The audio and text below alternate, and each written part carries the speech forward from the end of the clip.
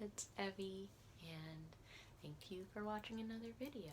I am back with part 4 of why the Church of Christ is a cult, using the B.I.T.E model as the structure to just evaluate different aspects of the Church of Christ. And again, just to review, we've already done an intro, an overview video.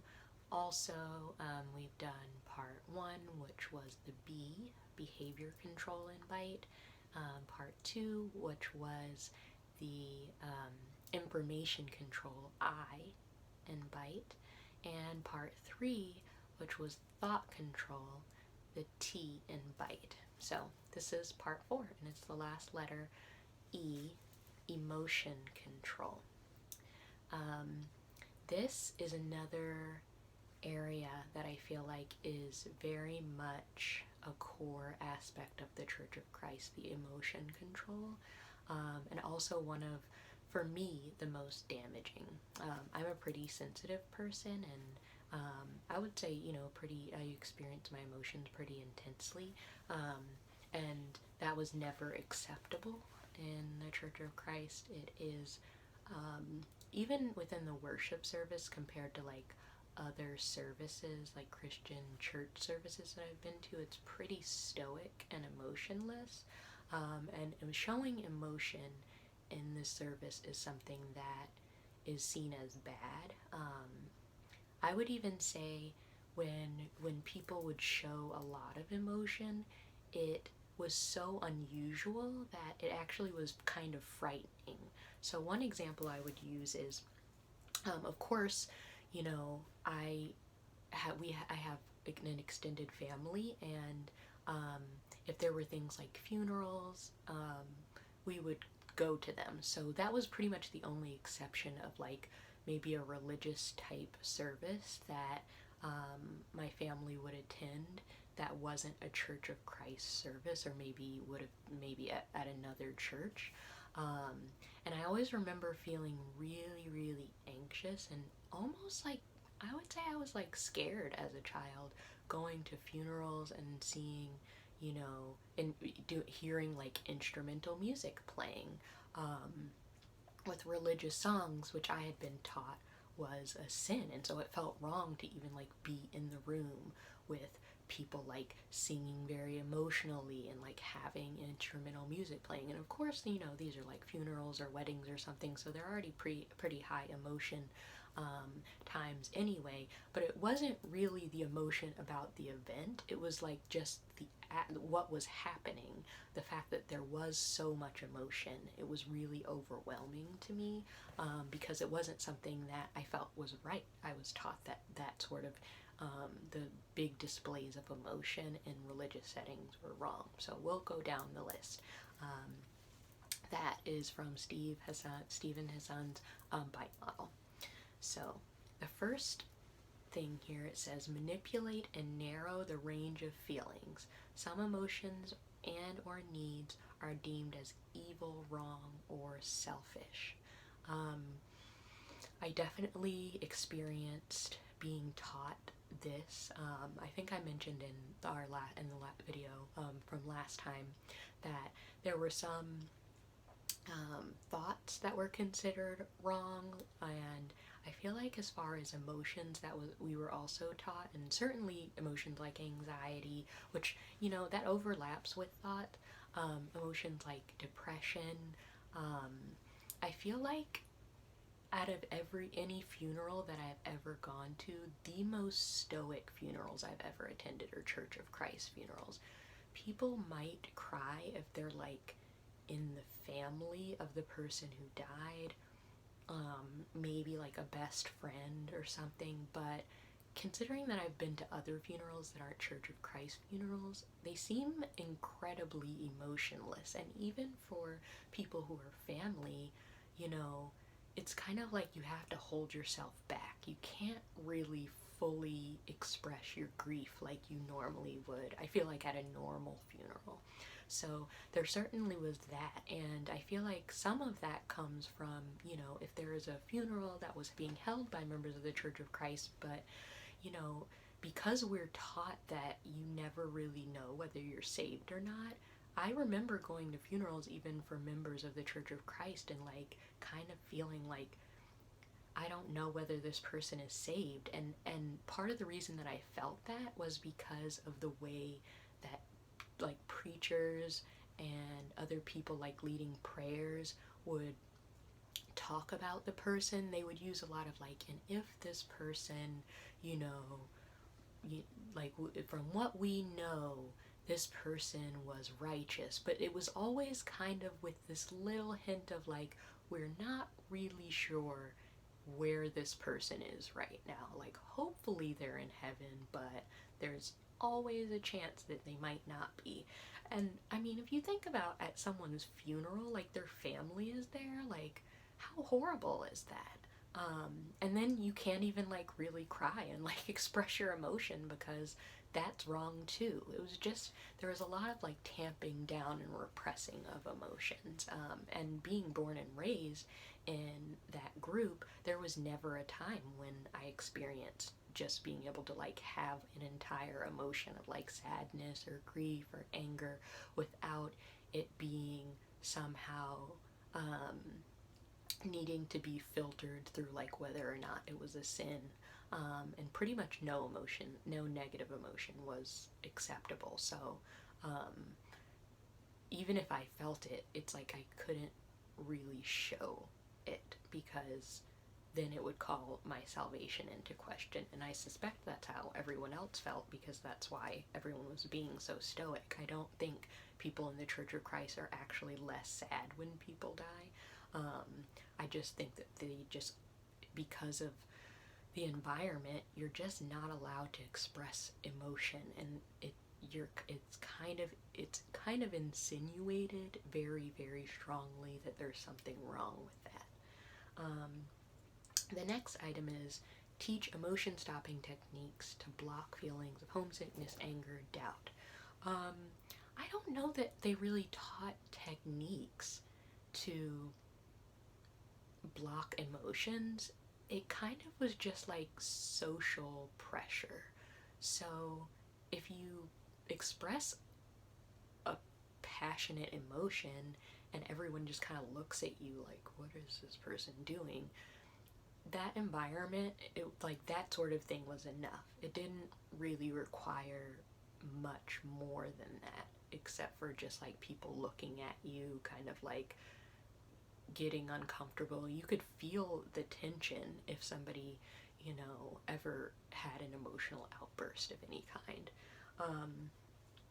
Make the person feel that problems are always their fault, never the leader or the group's fault. This is definitely true, and I think it's particularly damaging, and I experience it a great deal around things that have to do with mental illness, like depression and anxiety.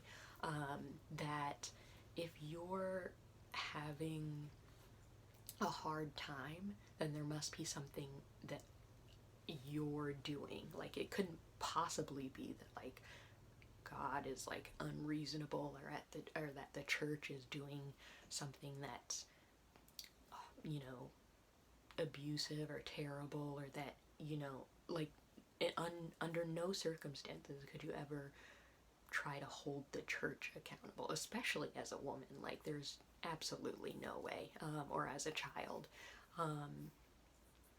So some of those examples that were given, or I guess I should say the next one that's kind of related to this, is promote feelings of guilt or unworthiness, such as identity guilt, your affiliations are unwise, your thoughts, feelings, and actions are irrelevant or selfish, social guilt. I think that's what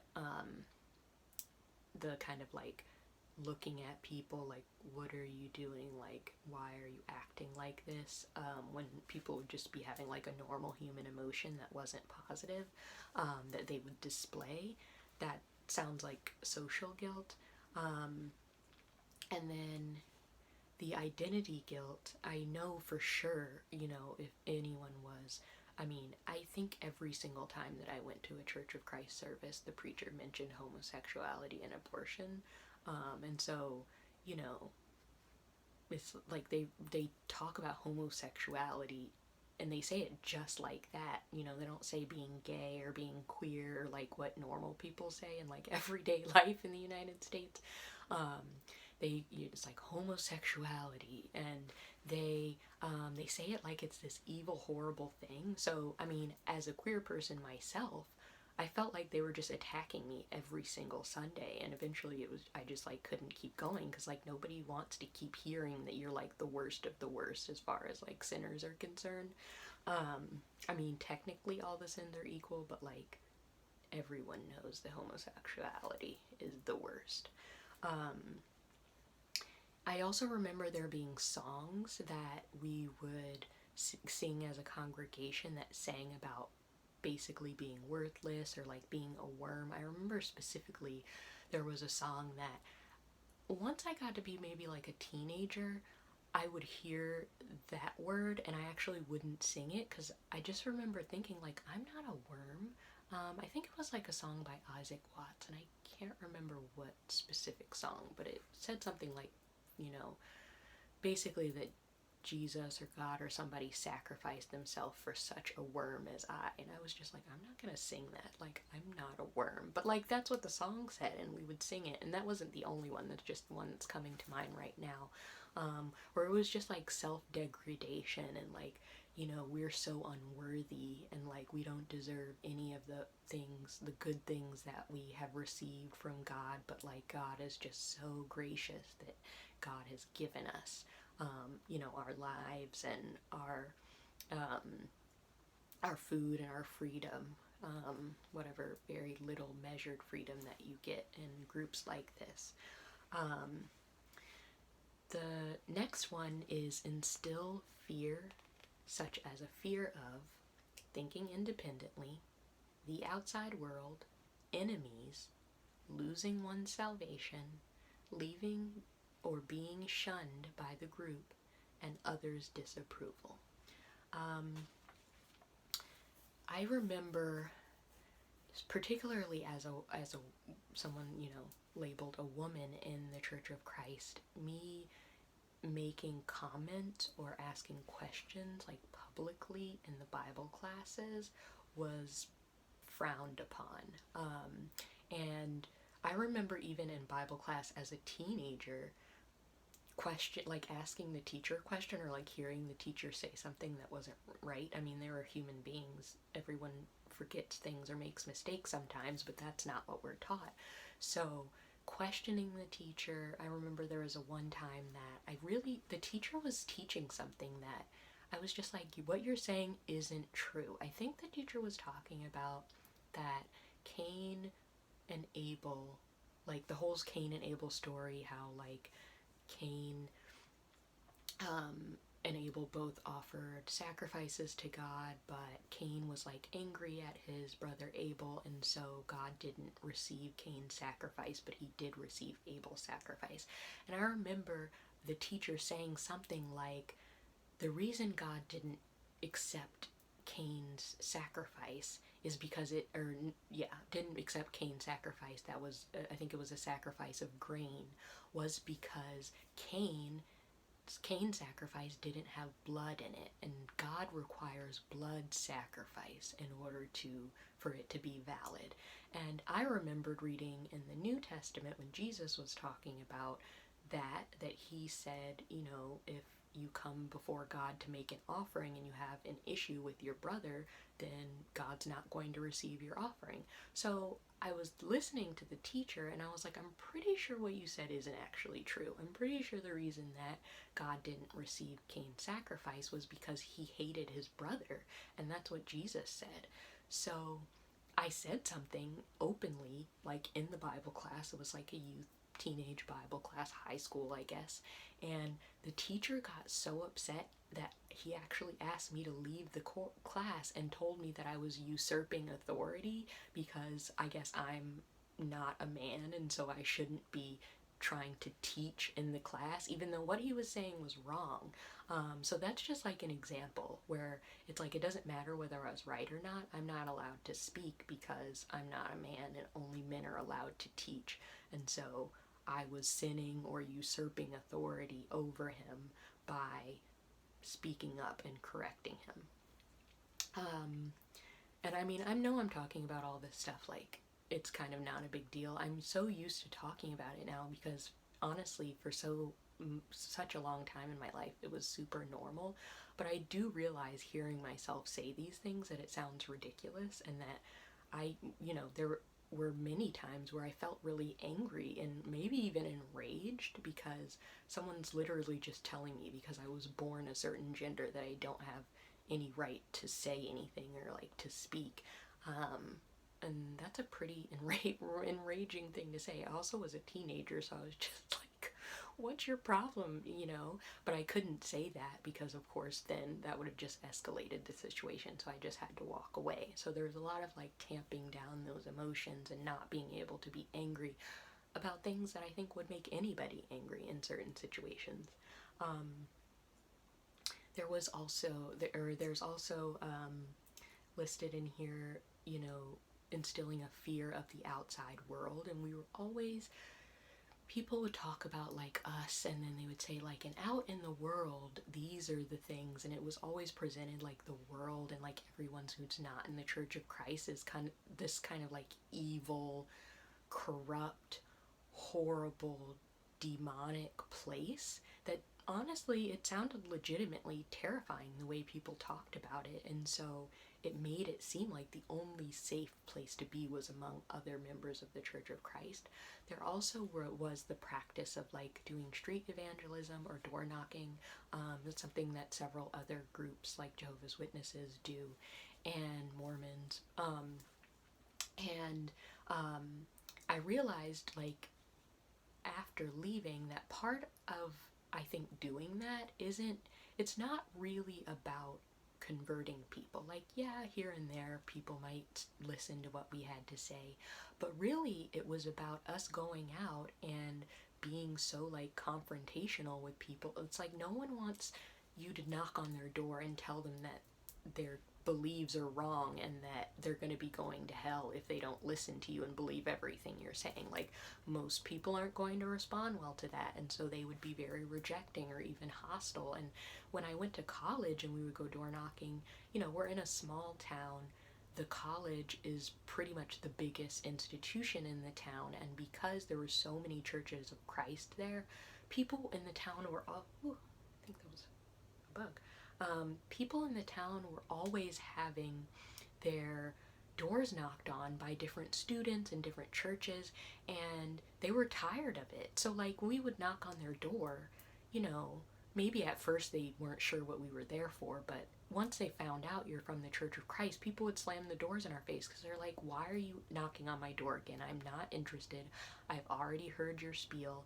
And I realize now that some of that, really the repeated rejection over and over again, was just a way to like kind of brainwash us to make us feel like, oh, the world isn't safe. Like, look how people treat you when you go out and you just try to give them the good news of Jesus.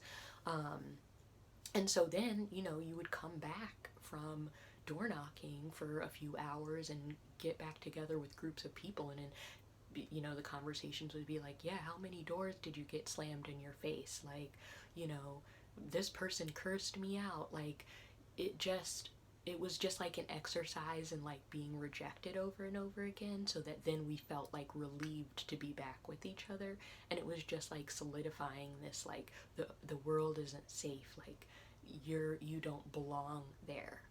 So that basically, so people wouldn't leave, because you would feel like no one is going to accept me, like people won't be nice to me if I leave the Church of Christ, when my experience was that's absolutely not true. I mean, maybe, yeah, if I was like beating them over the head with the Bible like the Church of Christ door knocking people often do, but if I'm just like being a regular person, people do like me, and I could have a normal conversation with somebody. I don't have to bring up the church or God or getting baptized or whatever. I could just like talk about like my dog or something I watched on TV.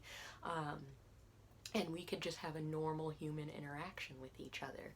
So eventually I learned that those things weren't true, but the way that we're encouraged to socialize with people who aren't Church of Christ really sets you up to be rejected repeatedly, so that you don't feel like the world is a welcoming place.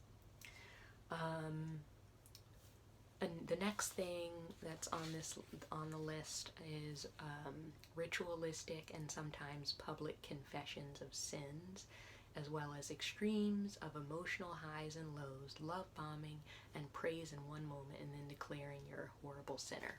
So this is where I want to get more into going forward. I've mentioned it, I think, in every video so far, but the invitation, I feel like this is just like it meets both of those criteria perfectly, because it very much is like a public humiliation. So, for those of you who may not be familiar with what the invitation is in the Church of Christ, basically, in the worship service, you have a sermon, and maybe in the last like 5 to 10 minutes of the sermon, there's this tendency to kind of like emotionally work people up by like talking about going to hell, and like whether or not you know that your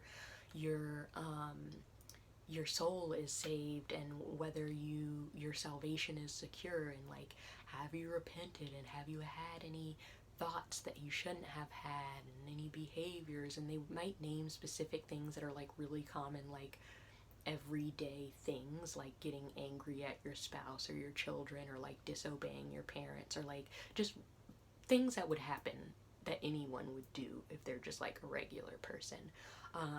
And then there's usually some sort of very like emotional song that gets like their invitation song, and there's the invitation song isn't just like a regular song. There's specific songs that are invitation songs because they're really meant to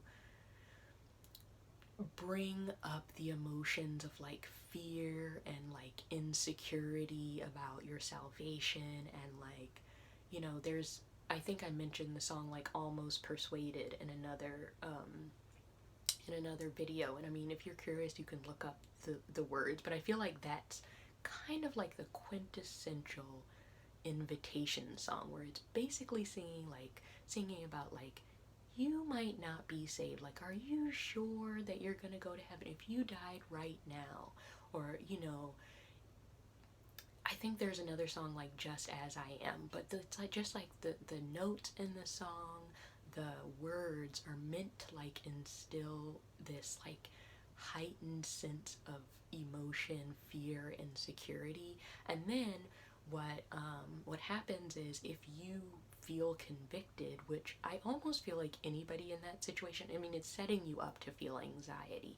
So if you're a sensitive person like myself, you get this sense of like feeling of anxiety and dread, and then it's like, oh no, I think I'm feeling anxiety because I did something wrong, and then you feel like, okay, well, I need to go forward. And so the practice is to step, everyone in the church is standing up in the pews, but if you go forward, you need to like walk out of your pew, either down the side aisle or down the center aisle, and walk all the way up to the front of the auditorium, and the preacher or elder is standing in the front to receive you, and then you normally, have a brief conversation with them where you confess whatever it is that you've done, or thought, or whatever your sin is. And then once the song is over, the preacher or the elder will go to the microphone and report back to the congregation who came forward and what they confessed, and then there will be some like prayer, kind of like a prayer of forgiveness offered for that person or the people who have come forward. And it really is a humiliating experience, and I think it's intended to be that way, on purpose. And we're taught that that's basically the only way that you can receive forgiveness.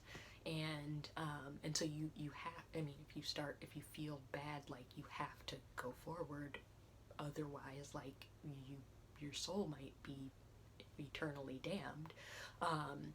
And then after the prayer for forgiveness, it's customary for members of the congregation who haven't gone forward to walk up the aisles and to, like, shake hands or hug the person who has confessed and to say, like, welcome back, and so that is kind of, to me, that feels like love bombing. It's like you are already in a heightened state of emotion, feeling very remorseful, feeling humiliated in a sense, and then everyone comes and they're like, welcome home, like, and which is like, you literally were there the whole time. It's not like you left. So I don't know why they're saying, I mean, I do know why they're saying welcome home, but it's like a little bit ridiculous.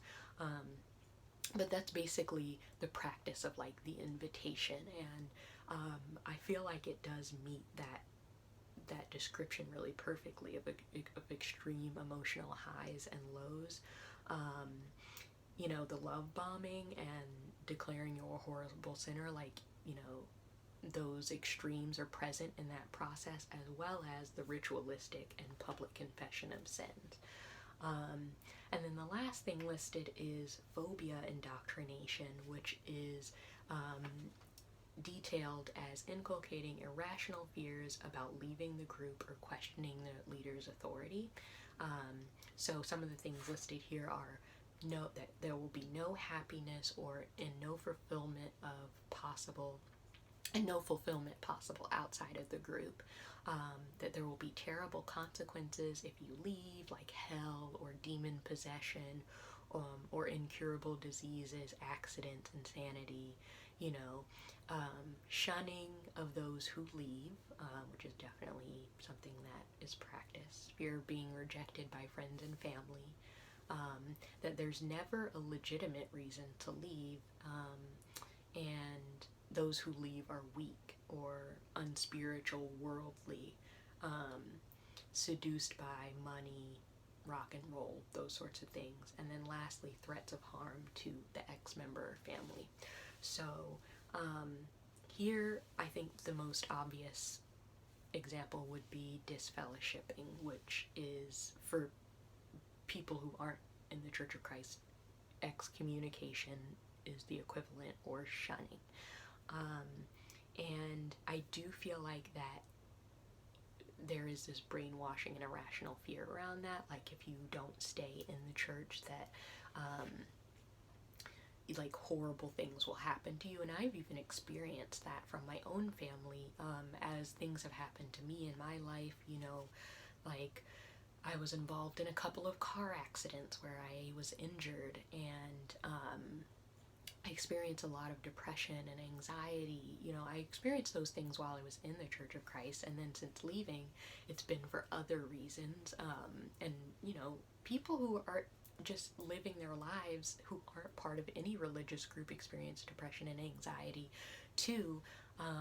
But in my case, like, anytime I was experiencing depression or anxiety and my family learned about it, and like, since I've left the church, or like if I was in a car accident, like the time I was in a car accident, or if I have a relationship that doesn't work out, pretty much, or you lose a job, all of that gets reflected back to me as though the reason that all of it happened is because I'm not a part of the church.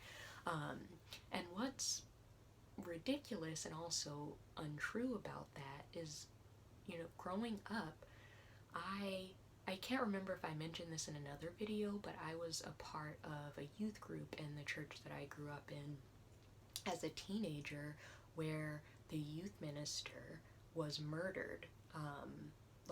He was murdered by somebody while he was at work. Someone came in and like shot him, and I think shot someone else as well. And this person was like a very faithful member of the church, was like there every Sunday, was like leading the youth group. It was a really horrifying and like devastating thing to experience as a child, to like have somebody that you look up to literally be murdered. It was like on the news, and I mean, that happened to him, and he was a part of the church. And so there's no acknowledgement that like bad things happen to people, and that it isn't that bad things happening isn't a reflection of you having done something wrong. The insinuation is always that if something bad happens to you or if things aren't going right in your life, it's your fault, and that if you leave, then it'll just, like, that's what will happen. It'll just be one bad thing after another, misery.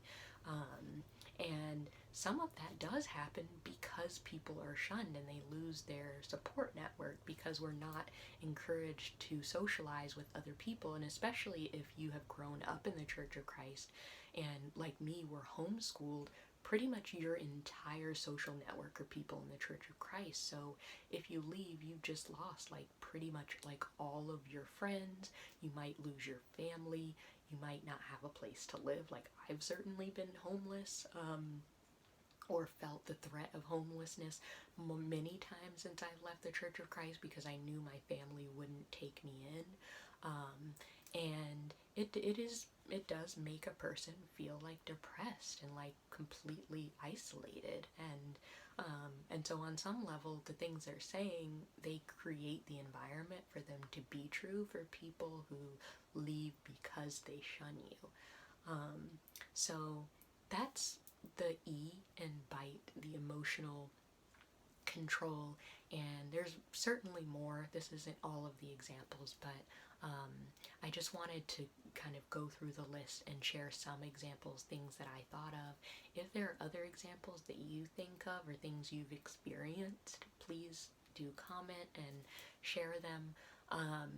And I also wanted to say, if you're after having watched these videos, feeling things come up for you, and you want to like have some community with other people who are experiencing that, there's a wonderful thread, or a wonderful sub on Reddit, the XCOC sub. And if you haven't been there and you're an XCOC member and, you know, listening to these videos has like brought up memories for you, or that you're feeling really activated by them, I would encourage you to reach out and make a post there, or just read some of the posts of that other people have shared, because there's a pretty great community of people just like sharing their experiences there, and being there for each other, and giving each other advice and sharing stories. So there are other people who have left the Church of Christ who are figuring out, like, what do you do when you leave?